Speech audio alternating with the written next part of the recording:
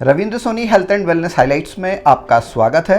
मैं हूं रविंद्र सोनी और आपके लिए लेकर आता हूं हेल्थ और वेलनेस से जुड़े हुए अपडेट्स। तो चलिए शुरू करते हैं आज की अपडेट्स।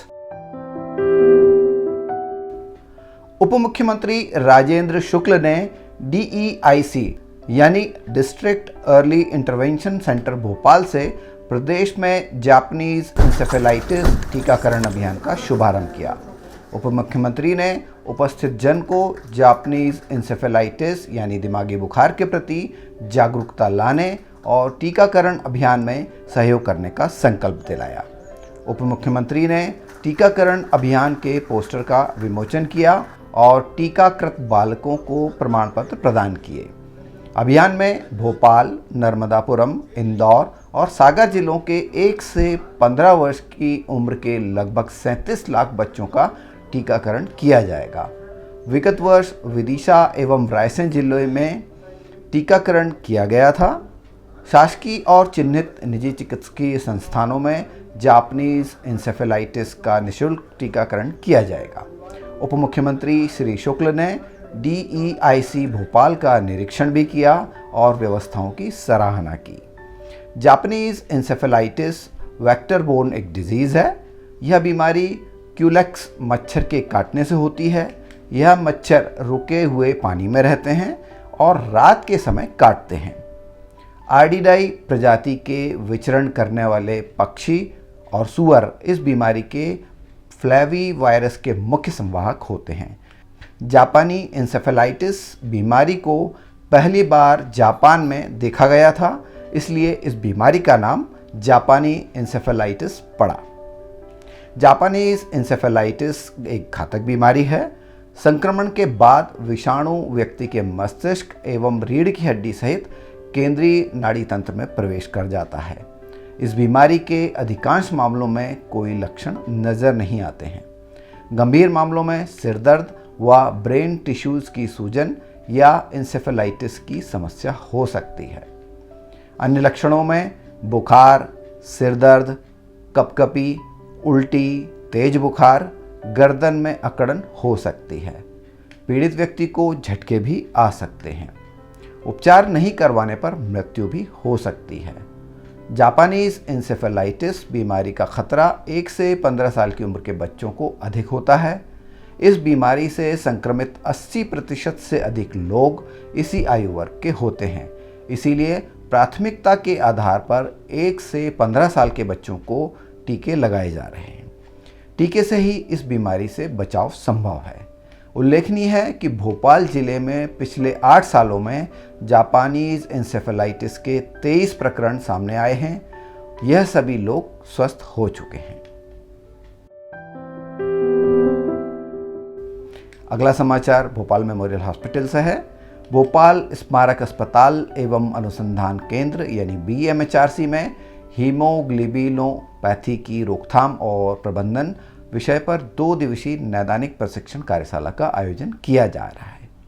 मध्य प्रदेश के माननीय राज्यपाल महामहिम मंगूभाई पटेल ने मंगलवार को कार्यशाला का शुभारंभ किया। उन्होंने इसी विषय पर तैयार की गई स्मारिका का विमोचन भी किया।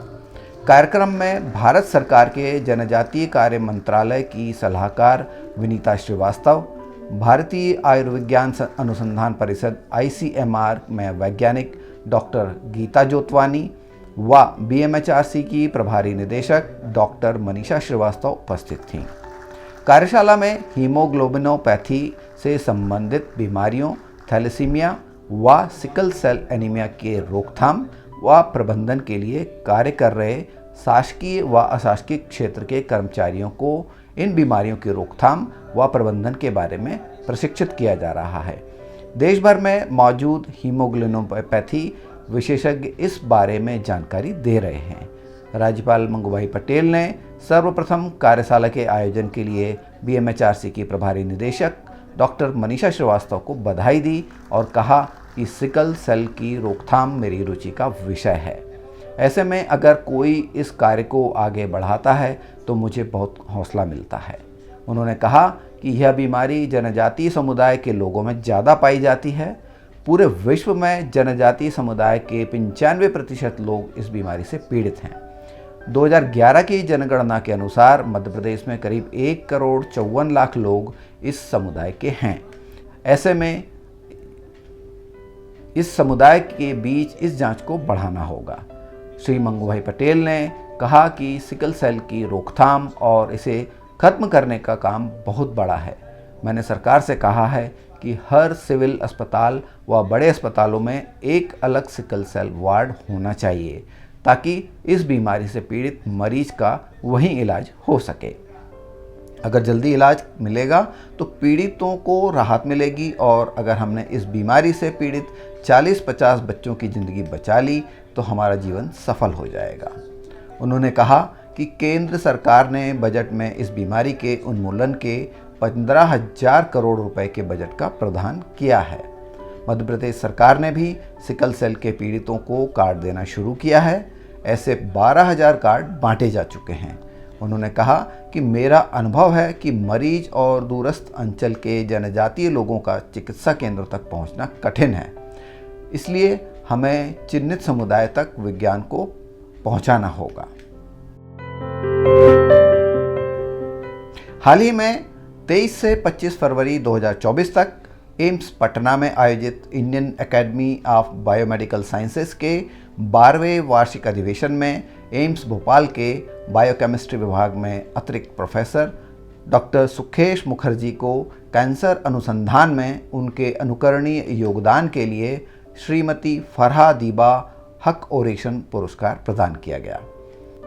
उनका ओरेशन हाइपॉक्सिक ब्रेस्ट कैंसर में HIF गाइडेड सिग्नेचर जीन के मॉलिक्यूलर स्केच और इन्फ्लेमेशंस पर था। इस सम्मेलन के दौरान बायोमेडिकल साइंस से जुड़े विशेषज्ञों को अपने शोध और निष्कर्षों को एक दूसरे के साथ साझा करने का अवसर मिला। एम्स भोपाल के कार्यपालक निदेशक प्रोफेसर डॉक्टर अजय सिंह ने डॉक्टर सुखेश मुखर्जी की उपलब्धि पर गर्व व्यक्त करते हुए संकाय सदस्यों को अपने आयाम को व्यापक बनाने और शोध कार्य को बढ़ावा देने के लिए ऐसे सम्मेलनों में भाग लेने के महत्व को बताया।